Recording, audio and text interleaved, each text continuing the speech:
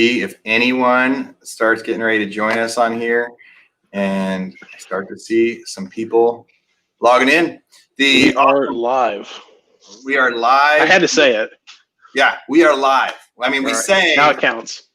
We say up in the corner that we're streaming live, and then we've got, what do we have on our ticker? Our ticker across the bottom says FLS Online, Padhawk, PropHawk. Dude, all of our stuff is ticking across the bottom. It's funny, like our notes back here, everyone can ignore those notes. Those are for different systems and stuff that we're getting ready to offer and planning. And there's also a little bit of drawings from my son, which he is not a famous artist yet, on our whiteboard. So people are starting to come in though. Looks like we've got a lot of eyes on us already across our different platforms. So right now we stream live on YouTube, we stream live on Facebook. If you guys are out there streaming from one of those, it'd be cool to see what site you're actually watching this from. So we have a few Facebook pages. So if you're out there, just so we see you, you can say, hey, I'm watching you on YouTube or I'm watching you on Facebook. It'd be cool if we could get that. So it's been a few weeks since our last webinar, but Curtis and I are really excited to talk about a few different things today. We were looking at really the foreclosure data, right? All of the postings that are happening right now for September, and there are some really, really interesting postings out there. Yeah. Like we saw like oil and gas stuff. We saw famous restaurants, like a State Farm insurance office, like a state university. Like we have some crazy stuff. So I wanted us to kind of stream through some of those and see them, and then also go through kind of a broad view of the list. And we have done some really cool updates to PropHawk and to the mobile software for all of our Rodeo people to actually get to analyze the software. So we're going to do a quick jump start of, let's look at some cool stats that are out there, stuff that's posted for September. We'll pull up the software so you guys can see it, and then give you a jump start class of if you're just getting started into foreclosures, or if you've done it for a while and you're not quite sure which steps. We're going to show you a few quick steps on how to analyze foreclosures scheduled for auction. Curtis, anything to add? No, I think you hit it. Lots of kind of small developments. I mean, I think everybody's kind of holding their breath right now. The moratorium is supposed to expire at the end of this month, and in theory, that means that September 1st, the foreclosures would be more legal than they are now. So, I think I'm personally, I don't know if you should be excited about foreclosures resuming, but from a business perspective, I'm pretty excited about that happening again. And that's kind of the big development right now. Yeah, I got quoted in a couple of big articles this week from auction.com and some other ones that were sent out with the idea of, I am excited for foreclosures to get turned on again, but there's this group of foreclosures out there, these vacant, abandoned foreclosures that the previous owners can't wait to get the foreclosure over with so they can restart their credit. Yeah. Right. And that should have been an exception with this moratorium. The people that just abandoned their house a year ago and they're saying just sell it, and the banks are waiting for their own time, and this moratorium lets it do that. I don't think that helps anybody. It doesn't help the neighbors, doesn't help the people that actually are losing the house. Like, people want to get it over with and start again. And so we are definitely holding our breath for what's going to happen with that moratorium. This month, we actually saw on some of our postings, I put it on my Instagram page, some of them actually have a stamp on them that says this foreclosure is an exception under Governor Abbott's exception rule for foreclosure. So if you see that on a stamp, you got to believe that those people are working hard to push that foreclosure through. And we haven't seen that. I haven't seen a stamp like that since 2010. I haven't ever seen it. It seemed like it was coming from one law firm that particular law firm was putting it on every single posting this month. So. And I thought at first maybe it was just specific to Central Texas, but then I was processing one up in Grayson County yesterday and saw it there too. So I think law firms are trying to get a little bit creative, and that was one of the ways to do it.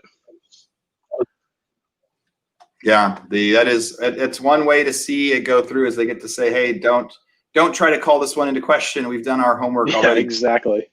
Back in 2010, there was a foreclosure moratorium that happened. And at that time, they made banks show a separate set of requirements. They said you can't foreclose on someone until you have sent them this 10-page document, until you have given them an option for a short sale or a workout, they called it at the time. And there was like, I don't remember how many steps there was. And so then once they did that, they would put that on the stamp and they would say, hey, we've done this.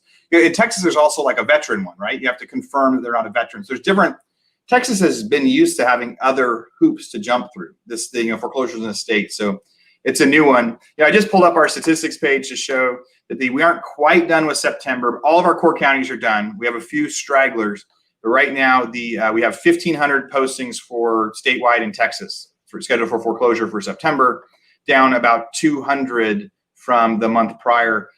I'm surprised it's still down because so many of our core counties are actually up. In Dallas we're up 6, in Bexar County we're up a couple. A lot of them were up, and so maybe do you think once the rest of our final counties are done, that's going to average out? Or do you think we'll be down a little? Do you see any places? Yeah, I think the big, like, one example is Denton County. That's a pretty major county for North Texas. We're down 11 or almost 60% in Denton County. We actually called the clerk's office. The clerk, they were closed most of the month, and so a lot of these county clerk's offices have been closed, and it's been hard to make postings. Not to make postings, but to actually file those postings. So I wouldn't surprise me if we're down a little bit, especially because the counties that we have not got in yet are counties that typically have 1 or 2 postings every month, and maybe people were reluctant to go file this month. Yeah. When it's harder to file, stuff happens, right? Yeah. And one of the services when courthouses aren't open, or you can't have that same access to data, it slows everything down. Now, I'm going to jump through now and look at some of the interesting postings. So this is for Texas. So for the state of Texas, we can pull up our site, flsonline.com or foreclosure.info. If you're in California, if you're in any other state, you can go to our website, padhawk.com, and that's where we would have the other ones, but we don't have the free statistics available on Padhawk. But if we come to this, I wanted to just pull up the list. And what I thought was really interesting this time is when you put all commercial in and look at our search, there were so many interesting files. And so one of the things I've been trying to say lately, right, one of the things that has happened during the coronavirus quarantine of 2020, right? I don't even know what we should call it anymore. First we were calling it COVID, then quarantine. Now it's just like this giant mess. There was an article posted yesterday that 80,000 businesses on Yelp have converted to permanently sold since March. Now that's just the ones on Yelp, right? So no one's actually keeping track of it yet. Plenty of people have closed up shops and just haven't told anybody. But according to Yelp, 80,000 businesses, including 500,000 jobs, have completely closed down. And based on the laws, based on the restrictions out there.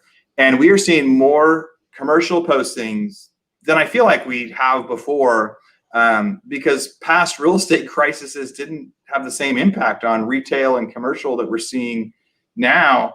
And I just wanted to scroll through a few of these that we thought were really interesting ones. So as you look through our site, we've got a couple different sites we're going to show you today, but we can go through some of like the bigger debt pieces. So this was a storage unit.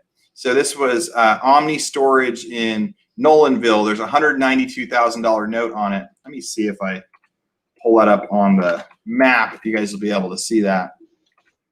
Just wanted to show people some of the stuff that I was doing yesterday as I was jumping through to see. So yeah, so here's the storage unit that's up for sale. So that's our first kind of interesting posting of the month, right? Simple storage unit, $192,000. Interesting for that because storage units in crisis times usually perform the best. It's usually one of those asset classes that are completely safe. As we come down again, there was there's a bunch of custom home lots that are going to sale. These are over in Burnett. Where were some of the other ones? So this was residential vacant land, Anthony Development LLC. I'm trying to find a couple of the ones that came up yesterday as pretty interesting. This is the second time we've seen it, but in it's either Williamson or Travis County. There's a IHOP that's been posted for foreclosure again. We had several bars in North Texas. The entire Redneck Haven, all of their locations in North Texas have been posted for foreclosure this month. So a lot of different things like that too. Yeah. Those are the IHOP, the Redneck Haven, and this is like a simple little retail kind of service center. A lot of people used to think that these were pretty healthy businesses too. Like, AutoZone was one of the tenants that was on there when you got to see it. This month there was also this is a crazy one here. There was an RV park. There's a lot of hype right now about people buying mobile home parks. There's a mobile home park scheduled for auction this month on our commercial list. So check out this retail center. And then that's scheduled for sale. But then you also get to see why. So it's Rodeo. Let's see what that says up there. So Midnight Rodeo. So big nightclub there. You come down here and you see the liquor store. And this is a giant retail spot. It looks like they had, Midnight Rodeo had different events and stuff that would get on there. Big old parking lot. And the debt on this thing, $4.3 million. $5 million piece of real estate scheduled for sale. So you're going to find a few more interesting postings for you guys. I think you're going to think they are pretty interesting. So River Road and New Braunfels had a lot of them. Hey, Aaron, let's kind of go back. You showed that strip center a couple of seconds ago. What happens when somebody buys a strip center in foreclosure, right? Like, it's not. I assume the process is not the same as residential. Or maybe it is, but like, what happens to those leases? What, as an investor, what do you kind of recommend people do if somebody is looking to go buy some commercial space right now? So let's say you buy one of these, right? So this one here, this is a good little retail center, or this one. And I think there's two different plans here. So this one, to me, this is retail space that I feel like it should be pretty simple to repurpose and save. Yeah. Right. So these are businesses that it looks like maybe one of them is a restaurant, a leasing office, a real estate office. These ones are ones that, almost like general office space. So if you're getting something like this, once you buy it in foreclosure, you have the opportunity to keep the lease that's on it or not. I think in general, if someone's paying their lease and you buy a retail, then you want them to keep the lease, right? Yep. You want them to stay in there and you want them to leave. And then if I was going to buy this and there were a couple people that were behind, you have the option to either, restart, where it's like, okay, this is, because this can be a fresh start for the tenant too. They might be like, $5,000-$10,000 months behind, $5,000-$10,000 behind to the prior owner. Yeah. And at this point you could say, hey, it's a fresh start, right? Like, I'm a new, you don't have to come up with that back, but if you don't pay this month and start paying moving forward. So this foreclosure could also be what helps them restart and be able to keep that lease. So I think it's just like any asset, like a rental asset, a single family asset too. You want them to be occupied. This isn't something that you're going to repurpose and flip. At least I'm not. Some people do flip commercial centers and retail centers. If I was an investor buying this one, this was a smaller one that, the size, the price of an expensive house.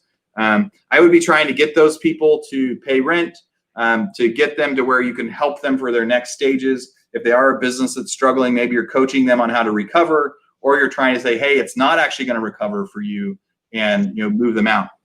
The one that's more problematic that I think will sell at a bigger discount is this one. The reason, I have to imagine that this space, Midnight Rodeo, is pretty customized, right? I have to imagine that there aren't very many tenants that you can push that into. I mean, you could change it to a restaurant or something else, but those are the businesses that are struggling right now. And so I think you have the option to talk to the tenant the same way and say, hey, this is a fresh start for you because I bought it for a discount. We can start over on your lease. We can reduce your lease, try to get them to reopen, or, because the best person that's going to use that space is Midnight Rodeo. But if they're not going to be able to do it, when you're repurposing, rental and other things, so on their thing, it says temporarily closed, right? So they're not even trying to open right now. So your first conversation would be with them. Are you planning to reopen? What's stopping you from reopening? Are there any other things you can use your space for right now? Having to change a restaurant or a bar to something different is going to be more problematic. Did that answer your question? Yeah, no, I think that answers the question. I guess, if you're watching this right now, let us know do you buy stuff like this? I mean, do we have anybody that it's watching this and it's like, hey, yeah, I'd buy the midnight rodeo, and here's what I would do. We'd be interested to find out, what's going on, what the different game plans are for that, especially now, right? That you're probably not going to be able to open that bar, Yeah. especially in Austin, or San Antonio. No, it's like repurposing a rodeo bar into a distance learning center, so you can do, because there is a shortage of daycare spots right now out there for people trying to have places where kids can go do their distance learning and not be home, like trying to find those spaces. Yeah. Probably not the ideal neighborhood for that. Here's that RV park, mobile home park that I had brought up on River Road. So this is a small $1.5 million note for an RV park, and it looked like this wasn't a permanent one. It was one where people aren't living there, so not a mobile home park per se. It has city water, has highway frontage, so it probably had some opportunity for some increases. You can see some RVs kind of parked there and some facilities. Really interesting posting. There was another one from a similar company. And as I get closer to these next few, there's some neat ones I promise I'll speed this up so I can show you guys what to do with our September list if you're just interested in flipping some single family houses. The Garden River Duplex, this one's on the Guadalupe River. And when you look at it, it's like the Grove. So it's a riverfront cantina. So it's like property on the water. Completely shut down right now with all of the rules and restrictions in place. I scrolled. There's a lot of smaller commercial stuff too. Just here's a ranch. Here's a agriculture rural. There's a big one. Medical office building, $4.7 million note, worth $3.5 million. So upside down. But when you see some of these office buildings, they're huge, huge properties that when you see that they're in default, you go, what are they going to do? Right. And you're talking about as an investor, who is that going to get repurposed to? So depends on, medical office buildings are usually very customized. Now this could be a shell, but they never had a doctor go in and actually do their improvements. Or it could have something that's very customized on the inside. And I think the name of the game right now for commercial and retail is like repurpose and pivot. And how can you change an existing business plan and make it better? And some of that, if you're going to be investing in commercial and retail, you want to be looking at the difference of it. This is a big commercial one up in Plano.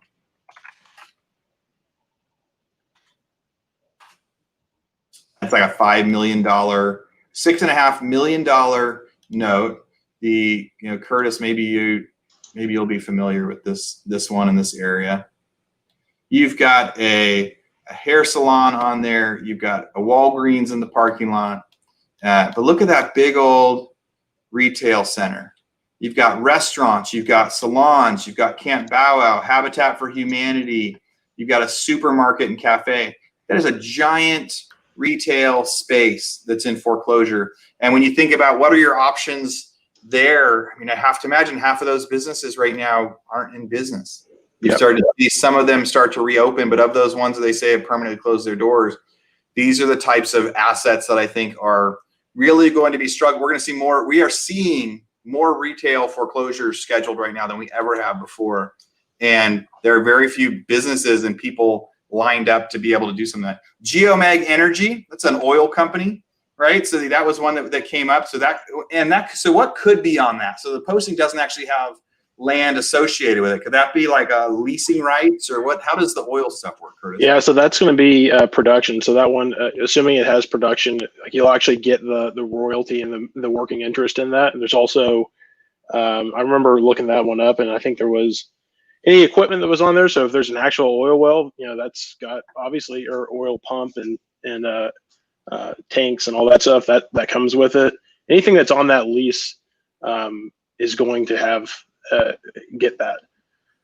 Yeah, really, really interesting stuff on the oil stuff, the Geomag Energy. And I've never bought an oil lease, but I do know that just from learning from Curtis, there are all sorts of different things that oil companies can get those loans on. And oil is not doing what it used to do. No, it's not.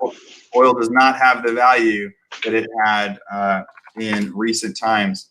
You check out this one, $12 million note. Who's going to go buy a $12 million property at auction? When you see this, I know that some people do. We don't have, but there aren't very many of them. Which site is it? I guess right next to our old office space. Dude, that is Across where the street. That is crazy, right? So the old foreclosure listing service office up in Addison, right across the street. Are you surprised that there's a $12 million note on that thing? It's a big building, and it's actually part of that airport. So it backs right up to the airport. So there's a lot of people that have hangars there too.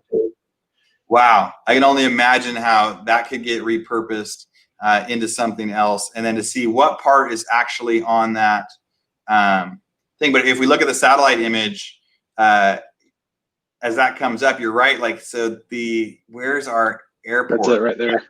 Yeah. So there's the hangar right there. So you've got this big commercial space that actually backs up to the hangar. We have to look at the survey to see what part of this is actually included. It might just be this building, might be part of that those other items. That's something where you got to get the old survey and be able to find. But what a property, and that is funny, right next to the old. Funny is the wrong word, but it is a small world sometimes. I have a house I'm selling in Mississippi, and I got an offer from a friend of mine on it, and he didn't know it was mine. So times you get to see how small the world it is. So there were a couple last ones that I wanted to jump to really quick. There's an apartment complex on here. There is industrial vacant land. There's a convenience store. There was like I said, there was a State Farm office, like an insurance office. And the one that I really wanted to show you guys, which I think is super, super interesting, is the college, right? So I'm gonna see if I can find it. Texas State. There it is, Texas State University. So this is something that, I have never seen college campus stuff getting scheduled for foreclosure, but colleges are closed right now. If people are working from home, a lot of colleges are switching to distance learning.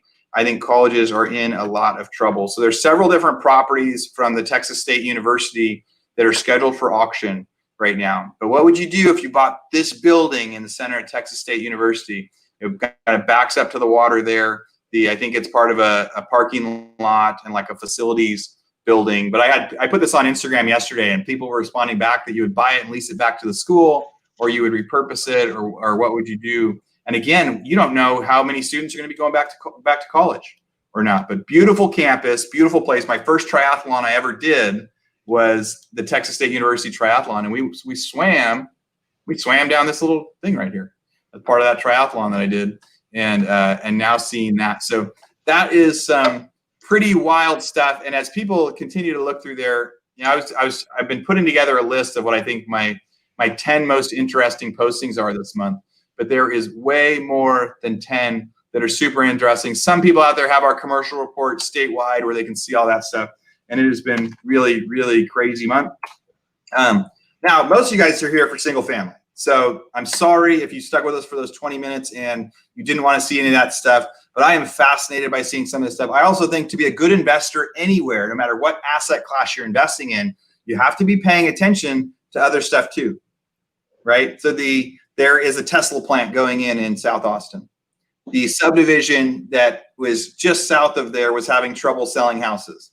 Now it is not having any trouble selling houses because it is the closest subdivision to where they're going to be building all the Tesla semis, right? And why wouldn't somebody that's going to work there want to rent a house in that neighborhood or buy a house in that neighborhood? So, and there was a guy that I had on the Real Estate Rockstars podcast recently. He was a commercial broker. He has a really hard to pronounce name. He's one of my friends on Instagram now too. But we went in there and he talked about looking at all of those different things. If you're going to invest in residential, you need to understand commercial also. You need to understand retail and what's happening. So if you were going to invest in student housing near Texas State University, I would look at that a little bit different if there's a chance that some of those buildings might be getting foreclosed on. By now, they might have paid off the note. But I know for sure they were at a spot where the lender decided to post that. And again, we're just sharing public information that's out there.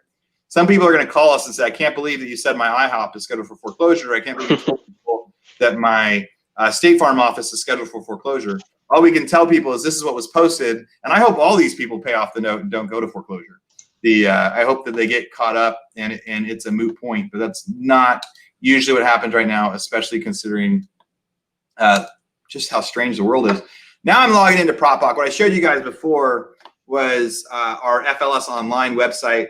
For you guys that are users of FLS Online, there's a bunch of you guys on here. If you have not checked out PropHawk yet, you have to.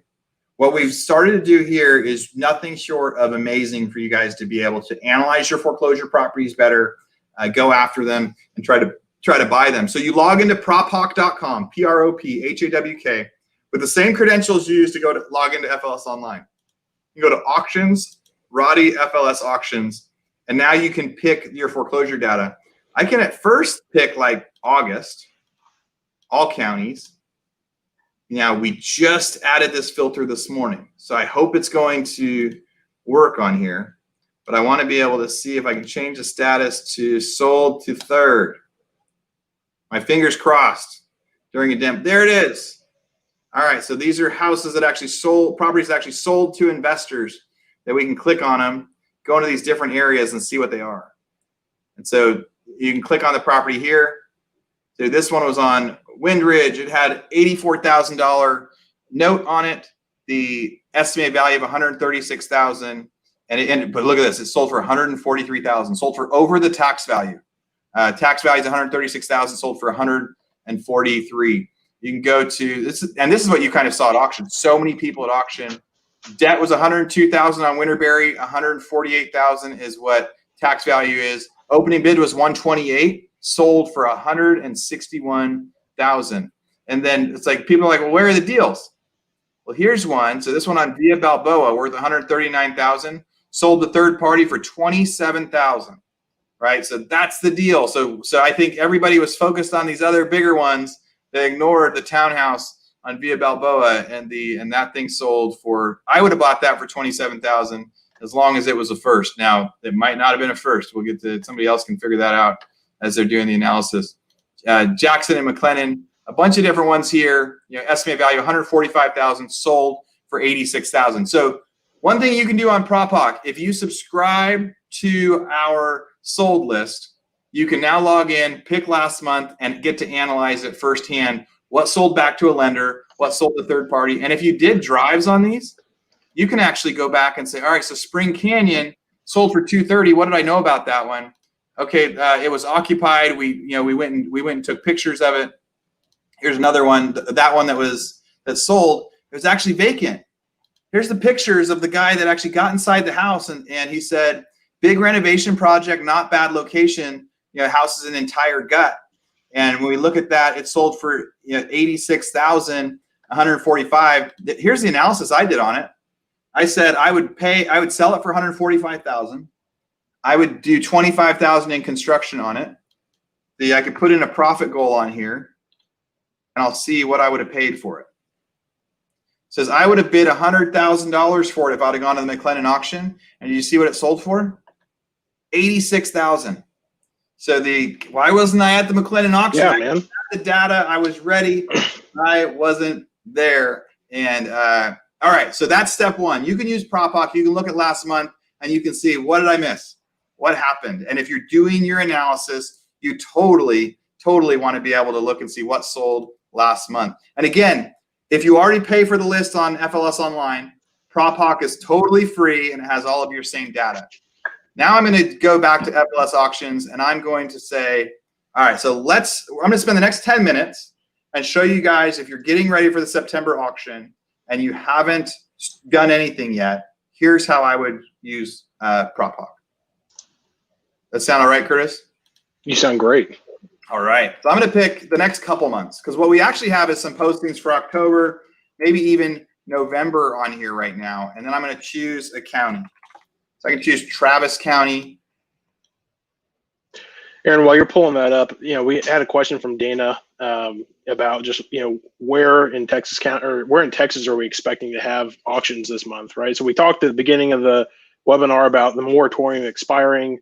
Obviously, every county seems to have different injunctions and different rules that are, kind of going in place. I know Bexar County, for example, actually like 4:30 on Monday before auction this month, something came out where they postponed or canceled all the foreclosure auctions, including the trustee auction as well. So we don't know. We can't, obviously we're not going to be able to predict all of that, but we do think that we'll have, as we kind of progress, we're going to start seeing more and more counties open up. All the major counties, with the exception of Bexar and Harris County, are having auctions, right? So Dallas County, we had a bunch of people. Tarrant County, we had 150 people show up. Denton County, there were 50 people there for 10 postings. So we're seeing a lot. We're seeing the counties are opening up. But I think the thing to do is to prepare it like every county is going to be open, and then worst case scenario is that you get to be a little bit more specific about the counties that you go to. Yeah, early on, April, May, June, there were several counties that kind of had auction or didn't, or they didn't think they were going to happen in Dallas, but a couple of trustees showed up and sold some stuff. We had sheriff people escorting people on and off the property, and then people would sneak up and do a sale and sneak off. Harris County had a couple months where there was no sales, and then Bexar right now is the one that seems to get canceled the most. So the question is, besides Bexar, are all of them likely to hold auctions? So last month, did you say this? I think every county other than Bexar did hold auctions. Yep. Well, Bexar and Harris County. So Harris County still has not started doing auctions, but they have a ton of postings this month. Yeah. And their postings their auction is usually inside the convention center. Correct. Yeah. And I think that's been the hurdle, is that the convention center is actually closed. And so they don't have any place to hold it. Now they're talking about the parking lot, and they keep changing spots, but it's not happening at the convention center, at least that we know of. Yeah. So right now we think Bexar and Harris are going to be canceled. Now, it does not mean that those leads aren't great, right? And we'll kind of show you some things right now, because what we're seeing right now is a lot of, like for Bell County, for example, half of these postings have been posted the last few months. Right? A lot of the ones that are up were posted recently, and they didn't get held because of what's happening. So anything that's posted for Bexar County right now, even if the auction gets canceled, it's likely to still be in default and go to sale unless one of you guys goes and buys the house direct from them right now. A lot of the ones that are getting posted right now are ones that were actually in default before COVID, right? Yeah. So many of the ones that happened due to COVID are part of the moratoriums. So the ones that are getting listed right now are people that haven't paid their mortgage for like 6 months, 7 months. So adding a couple months isn't usually, in most cases, they aren't going to catch up. They still need to sell their property. They still need somebody like you to solve that for them. All right, so jumping into our list, I don't know if I need to zoom in a little or not, or if it's just going to mess up. It doesn't even let me really zoom in. You can move that map, collapse that. Here's what we'll do is I'm going to get rid of our faces for a minute. Did it make the screen any bigger on your side? No, it just centers it. All right, well then I'll keep our pretty faces on there. All right, guys, so if I was you and I was going to do schedule for auction, I would first start by choosing my county, and I would choose the next few months. Because even a house that isn't scheduled till October and November, you should still figure out now if you want to buy that house, and should go do the outreach to the customer. If a house is scheduled in November and you go door knock them now and you put a note on the door that says, "Hi, I'm Aaron and I want to buy your house," you have a much better chance of making that sale happen than one that's scheduled for next month. So pick your next few months and pick a county. All right. So now we get to look at the filter, right? Hey, so is messing up right now. What's that? Your mic is muffly. It's been like that. I thought it was just my computer. Ooh. Let me turn off and on. Is it any better? No. All right, hang on.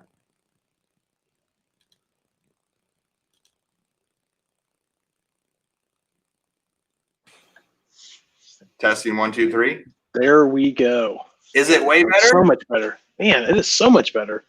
Oh, thank you, Kevin, for telling us, and David for telling us the Curtis was not I thought it was my headphones. He thought that all right. Can you guys hear me now? We good? We think? I think we're good. All right. So we are going to start with, you choose the next few months, you choose your county. You can go to your filter at this point, and you could, when the list used to be like 150 for a county, I would then come in here and I would filter for just the age that I wanted, or just the value that I wanted, or so I would say only houses under 100,000, or only houses that were built in the last 20 years, right? But now I don't. but right now, personally, there isn't enough on the list. So I want to see every property instead. And so here's how I'm going to look at it. We have a couple different things here. We have a heart that says this is a favorite. This is one that I want to go try to buy. We have a frowny face. That's like an ignore. You put that, that means you don't want to deal with it again, right? You don't like that one. Now, why would you do that? If it gets rescheduled the next month, or this is an October one when you're rescheduling your drives, and here's a little car symbol that says if you've driven by the property and taken pictures yet.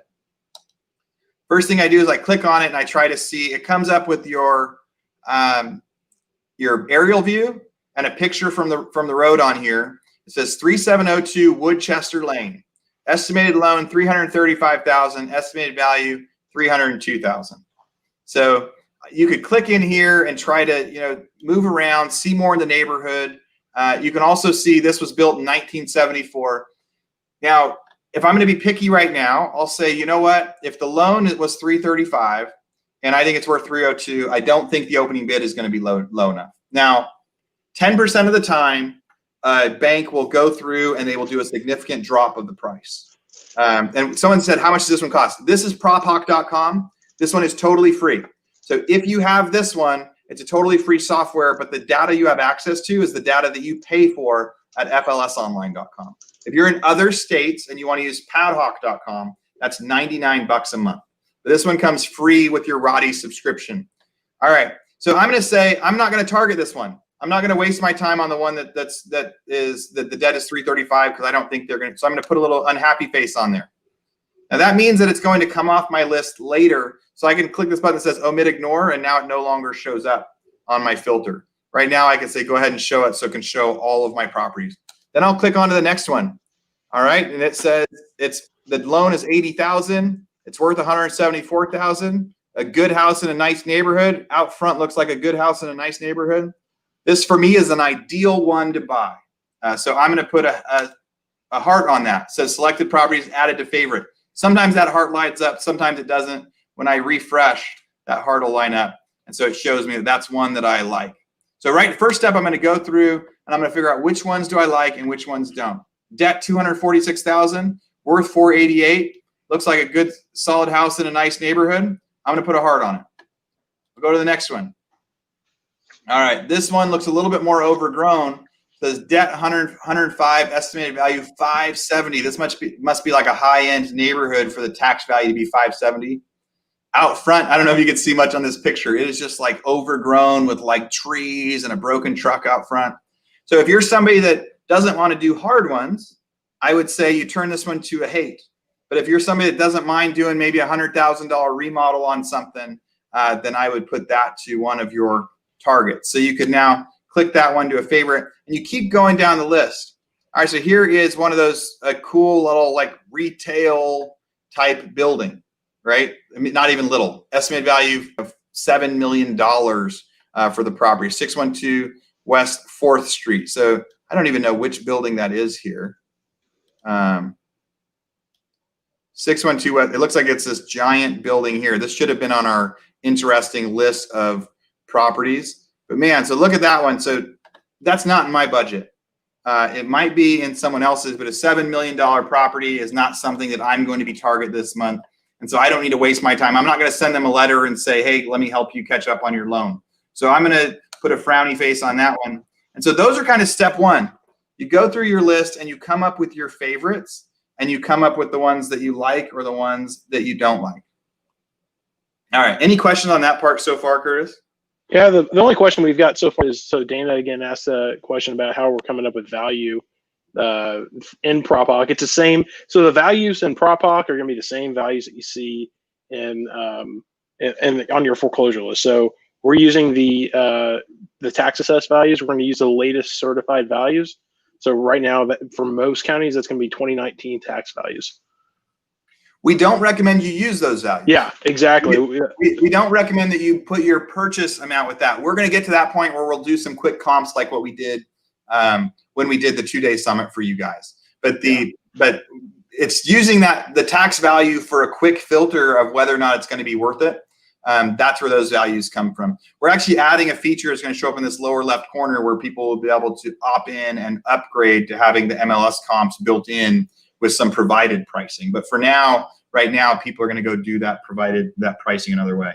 And if you expand this, if you click on the property and you expand it, actually, you'll get the rent estimate. So if you're looking for rentals, you'll get a rent estimate. You'll also get the Zestimate. So you get a couple of points of data before you start your comps, and that's always a great starting point to kind of figure out where you are with stuff. So typically, a county is going to be within 10% of the correct value.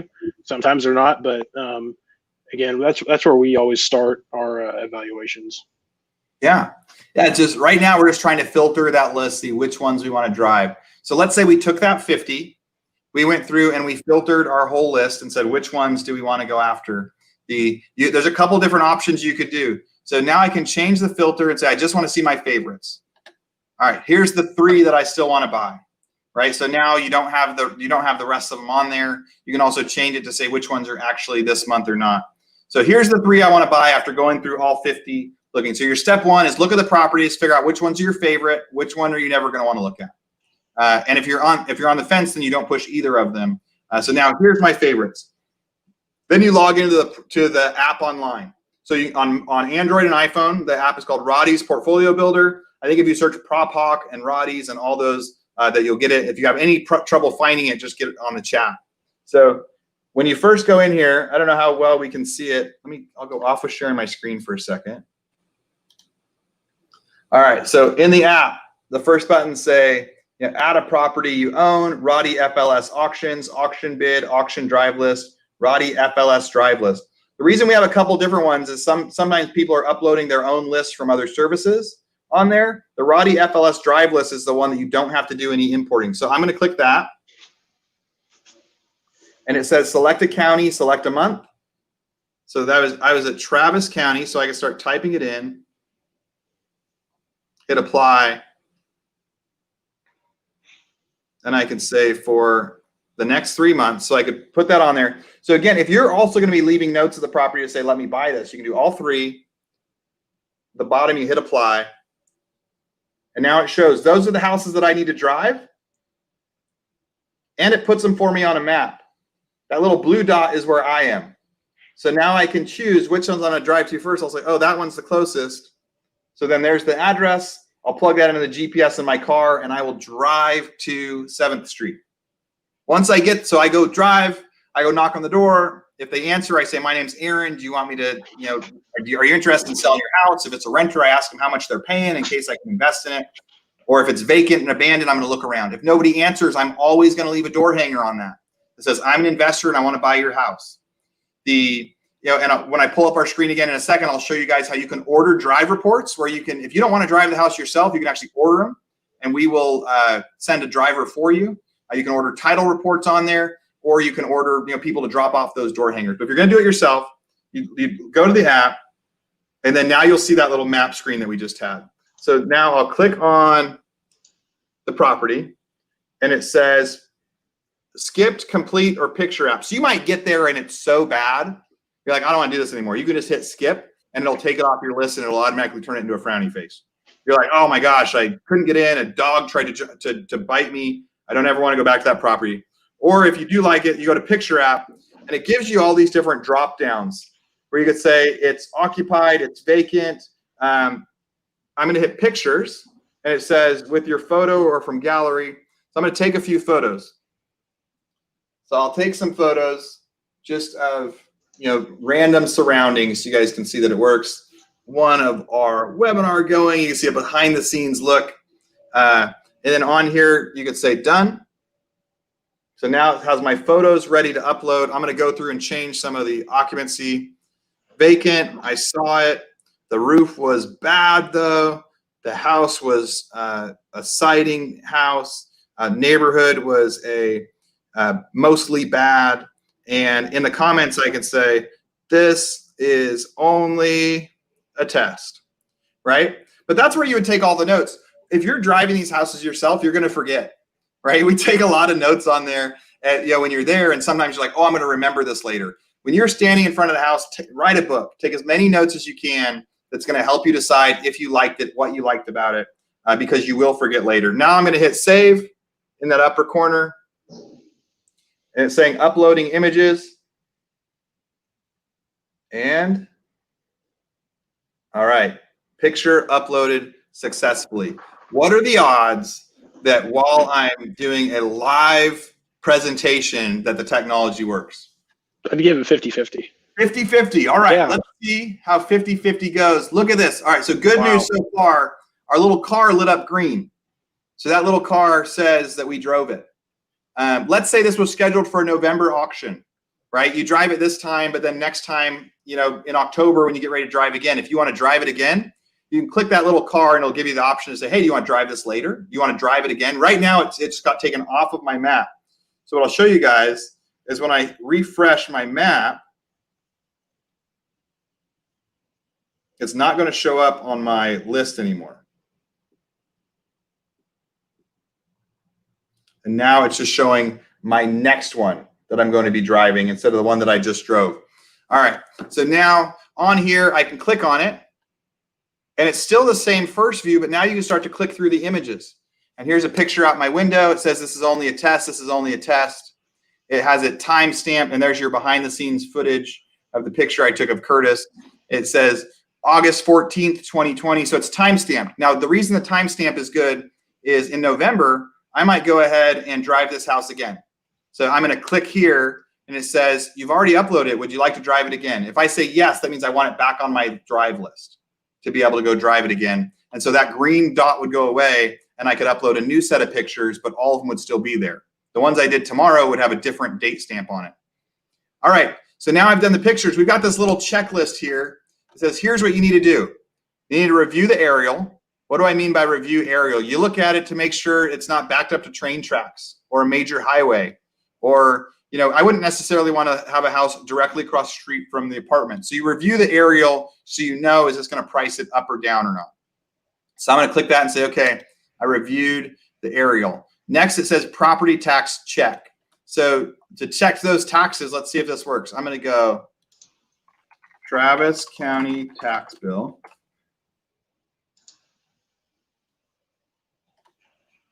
All right, pay property taxes. Remember my address here, 2402 West 7th. Will that work, or will I need a name? I don't think that worked. So I'm going to go back over into here. It says the name is Philip Raymond Connard. That's not easy to say. So which is our last name? Which is our first name there, Curtis, you know? I mean, I assume that Connard is the last name. Let's see how I do. Connard. All right, Philip Raymond, 2402 West 7th. This is the one that we were looking for. And when I click on it, what I can see already is it says total tax due 0.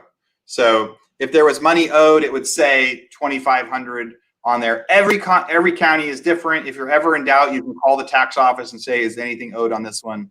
So now I'm going to be able to click on here and say, hey, I checked property taxes, and there's no property taxes on there. Now, during our 2-day summit, we did a big class on how to do title reviews. If you go to roddytitle.com, you can order title reports on there, or there's a course you can buy to learn how to do title yourself. But in general, for the title review, you're going to go to the county, to either their website or in person. You're going to search the name, and you're going to look to make sure that you have a first position deed of trust, which means the first position loan that wipes out everything else. You're going to check for any liens, HOA liens, mechanics liens, things like that you're going to have to pay. UCC liens. Most liens go away, but like federal tax liens don't. UCC liens you're going to have to pay. So there's a bunch of different items like that you do during that title review. So I'm not going to go into a lot of detail on there. Right now, you go to roddytitle.com and you can order them. They're like $45 a piece. Or you can take the class and learn to do it yourself. And I think everybody should learn to do it themselves. The other thing that you can do on here is now we have these things. So these are my pics that I took. But you can also order pictures, or you could pay us to send somebody to go put a door hanger on the property, go leave a note. So you could pay $10 to get pictures and another $5 for them to leave a sticky note that says, hey, I want to buy your house. Put your phone number on there. Maybe a tenant will call you. When that happens, we send it out to one of our professional drivers. They go drive the house. They take customized pictures that only you see. So you could swap between. After that happens too, it'll say ordered pics. So you can say, what did my driver say? What did the one from FLS say? And you can also order title reports. The order title just broke everything because that button didn't work. I knew that one of the buttons would not work.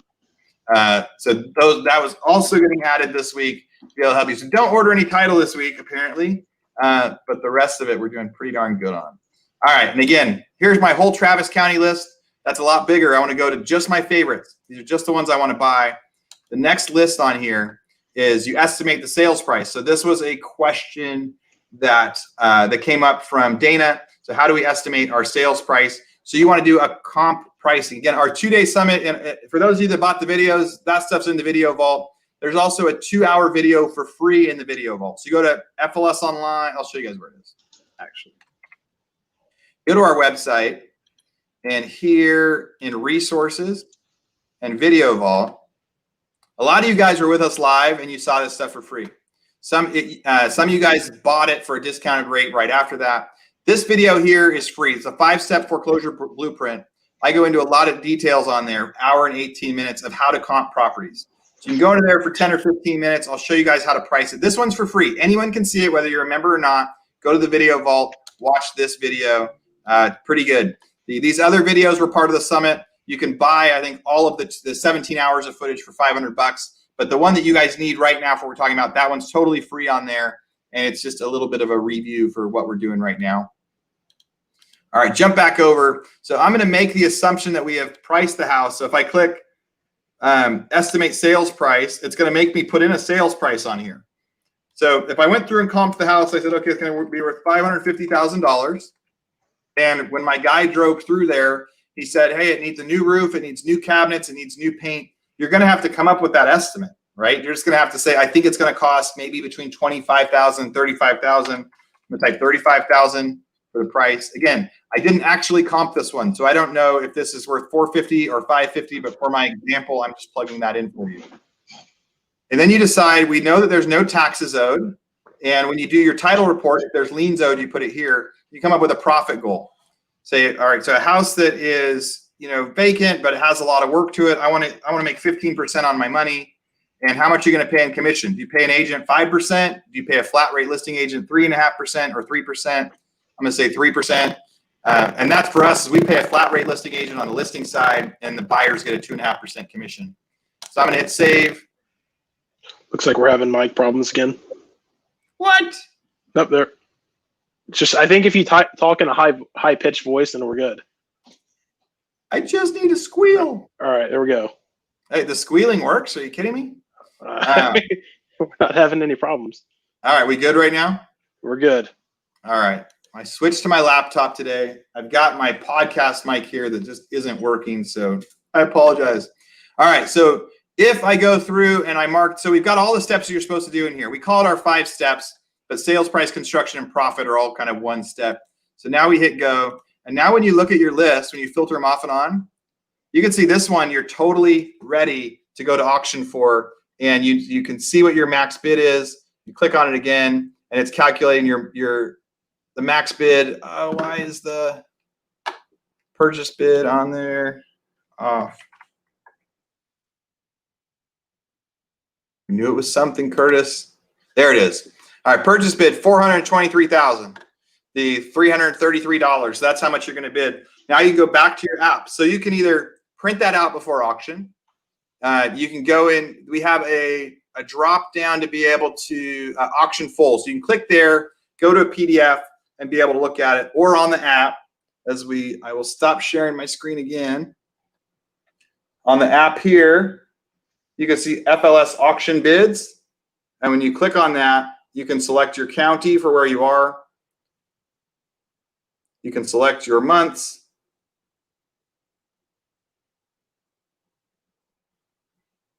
And on there, you can see max bid you might be able to see max bid $423,333, and it has the address and the name. There's also this really cool search feature up here, right there.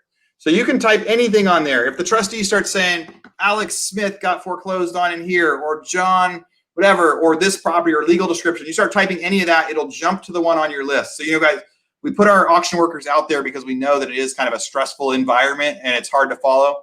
But if you hear a trustee saying anything, you can start typing in any of that, and it should be able to zero in and find it. So a lot of the part of what we've tried to do with PropHawk now is to make it much simpler and much faster for you guys to underwrite more properties.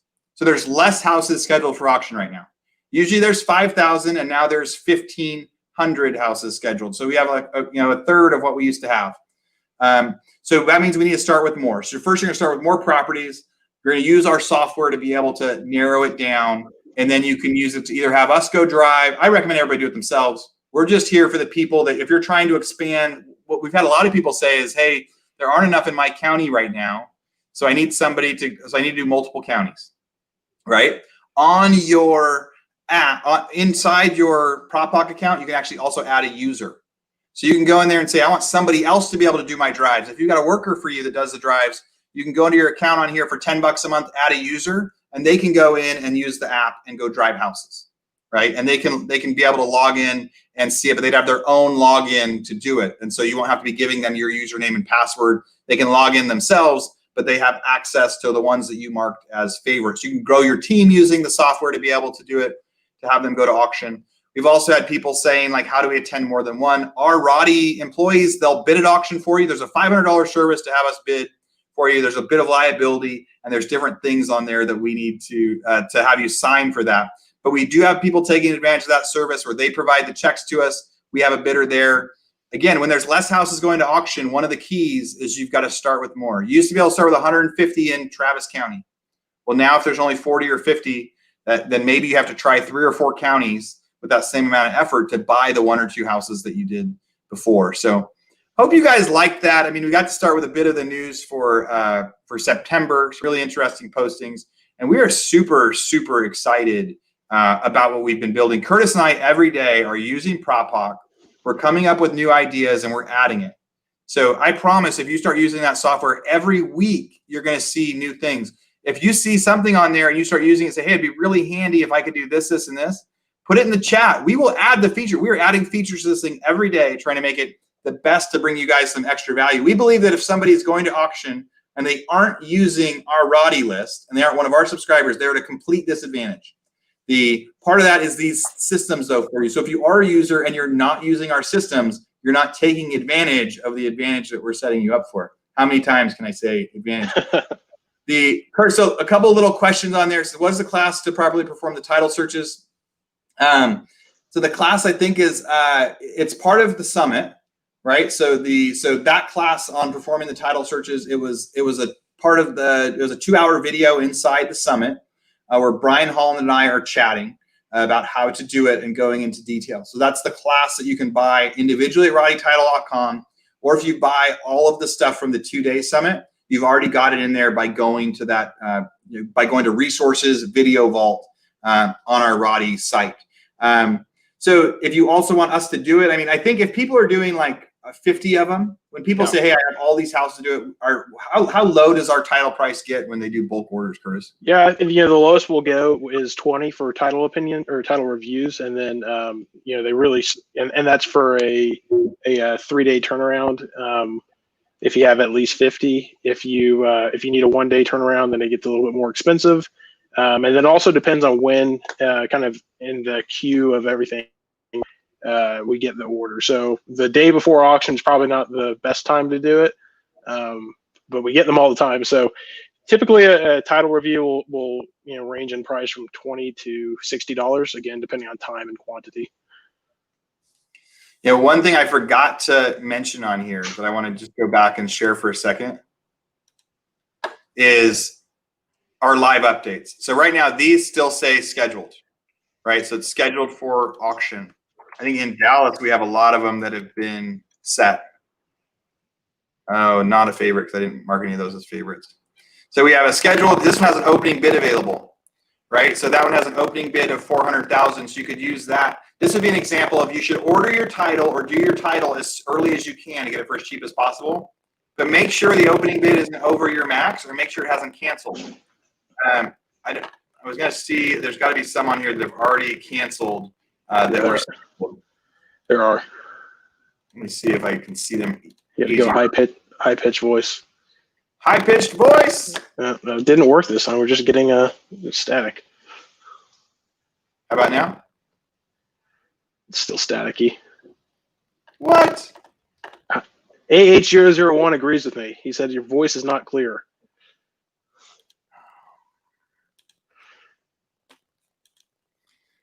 All right. Any better? There we go. Gosh, Curtis, I'm slacking over here. All right.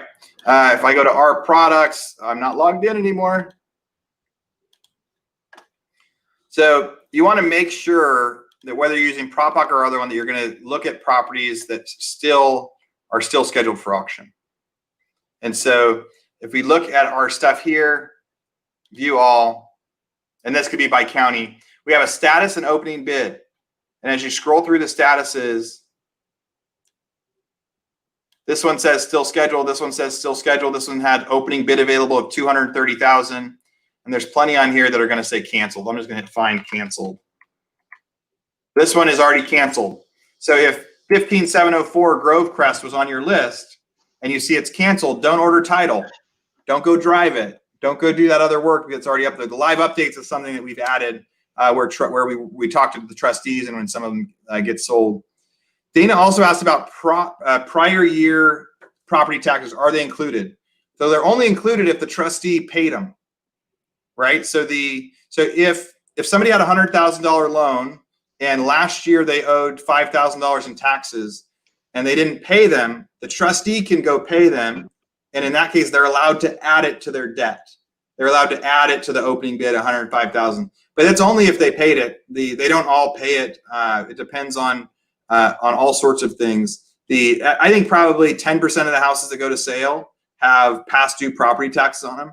It also depends on where you are in the year, right? If you're a month after the tax deadline, there's going to be a lot of them that have past due, especially if people think their house might get foreclosed on. They're just going to wait and not pay it for a couple months. So if if a bank paid the property taxes, they will add that to their bid amount of what's owed. But it does not mean there aren't any past due taxes on there for sure. Let's see. Yeah, I think that answers all the questions we've got. The only other thing I'd like to point out is just, you saw there was a bunch of blanks on Aaron's pre-foreclosure report as far as the status.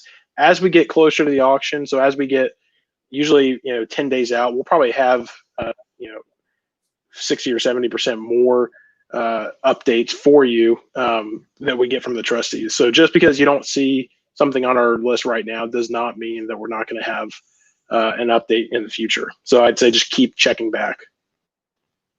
Yeah. Keep looking in there. Keep refreshing on there. We cycle through them as quickly as we can because it's a combination. It's the same team that's doing the research. It's also the team doing those updates and reaching out. So we are.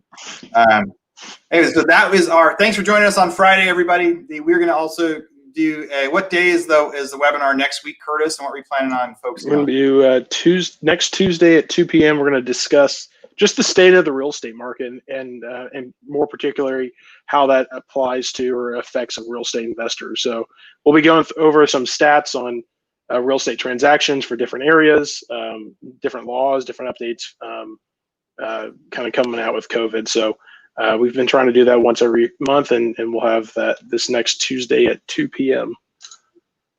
All right. Curtis, I just did a quick picture of us to make sure everybody sees that we were on here. Everybody, thanks for joining us. We really appreciate you being on here, and hopefully we get to talk to you next week. All right. Thanks, guys. Have a great weekend. Bye, everybody.